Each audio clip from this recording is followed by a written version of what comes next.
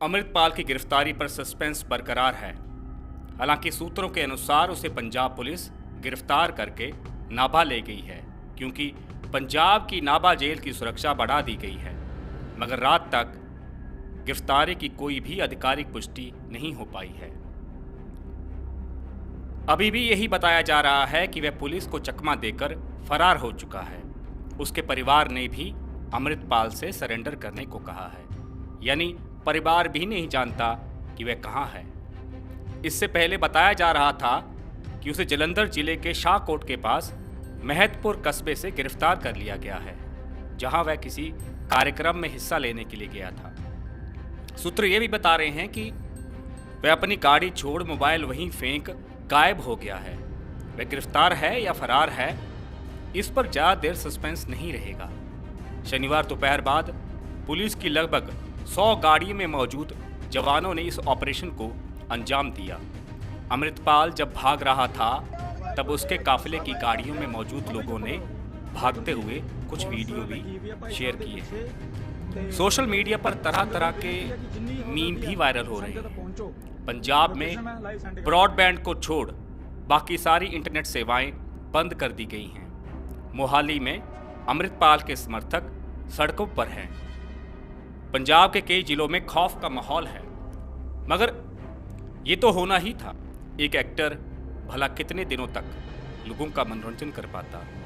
पंजाब की शांति के दुश्मन बने अमृतपाल को मैं नहीं, पंजाब का बुद्धिजीवी वर्ग एक अच्छा अदाकार मानता है। अमृतपाल कब पंजाब आया और कब उसने खालिस्तान बनाने की शरेआम चुनौती दे डाली, किसी को आज तक पता ही नहीं चला। चंद दिनों में वह उत्तर भारत के बच्चे बच्चे की जुबान पर आ गया था। उसने उसी संगठन को चुना जो एक फिल्म एक्टर दीप सिद्धू ने बनाया था। दीप सिद्धू की कार एक्सीडेंट में मौत के बाद अमृतपाल उस संगठन का वारिस बन बैठा था, जिसका नाम भी वारिस पंजाब दे है।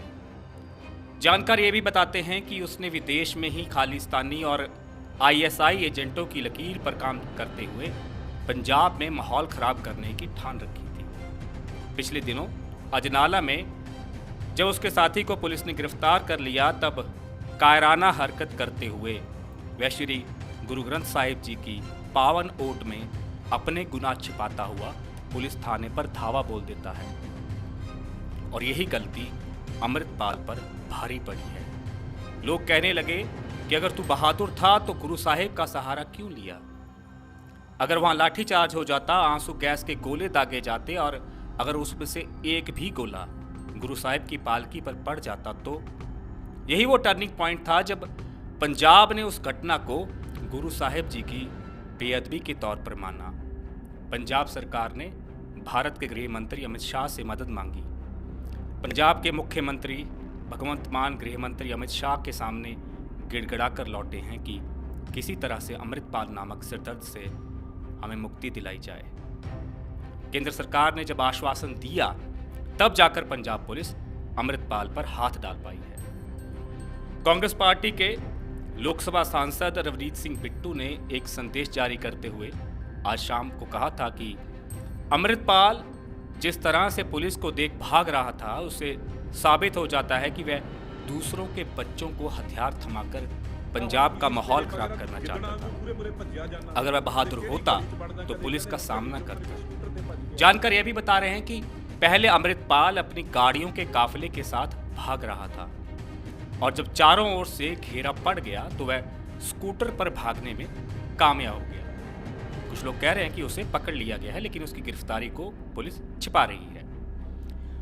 देखिए, पंजाब एक बॉर्डर स्टेट है।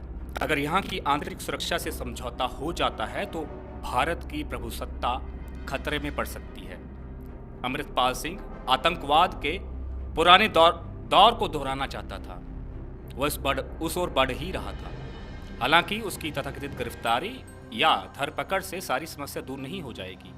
पिछले 20 वर्षों में पंजाब की एक पीढ़ी को गुमराह करने की कोशिशें जारी थी।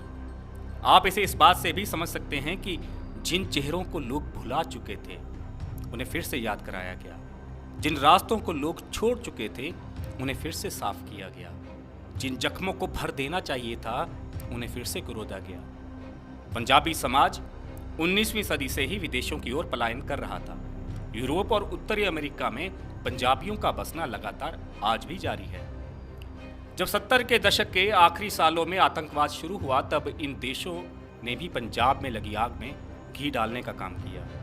आतंकवाद के दौर के बाद यही देश खालिस्तान की मुहिम को जिंदा रखे हुए हैं। पिछले 10 सालों में खालिस्तान की ये आग तेज होने लगी है। एक तरफ पाकिस्तान पंजाब की युवा पीढ़ी को पंगु बनाने के लिए लगातार स्मैक और अब चिट्टा भेजने लगा।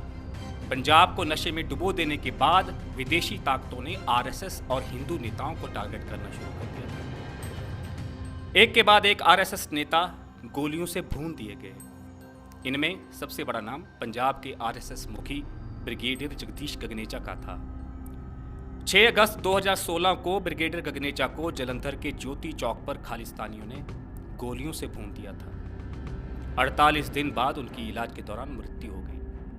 ब्रिगेडियर गगनेचा के बलिदान के बाद भी कई हिंदू नेताओं को टारगेट किया गया और पिछले साल शिवसेना नेता सुधीर सूरी को अमृतसर में मार दिया गया। उससे पहले लुधियाना में शाखा प्रमुख रविंद्र गोसाई को 17 अक्टूबर 2017 में गोलियों से भूना गया था, जब वह शाखा से घर की ओर लौट रहे थे। ऐसे में जब पंजाब में खालिस्तान सिर उठा रहा था, तब उसे कुचला क्यों नहीं गया? अकाली दल और कांग्रेस सरकारों ने खालिस्तान मुहिम पर नकेल कसने के लिए कोई ठोस कदम नहीं उठाया। किसान आंदोलन में भी खालिस्तानी समर्थकों द्वारा संचालित हो रहा था। दिल्ली बॉर्डर और 26 जनवरी 2021 को लाल किले में जो हुआ, वो उत्पात देश देख चुका है। उस आंदोलन के बाद आम आदमी पार्टी ने पंजाब का सारा विमर्श ही काबू कर लिया। अकाली दल और कांग्रेस के खिलाफ माहौल बनाया गया। आम आदमी पार्टी की सरकार बनाने में खालिस्तानी समर्थकों का खुल्लम खुल्ला सहयोग भी किसी से छिपा नहीं है। आज भी अमेरिका में बैठकर बड़बोला गुरपतवंत सिंह पन्नू वो बोल रहा है कि हमने इस सरकार को बनाने के लिए पूरा जोर लगाया था।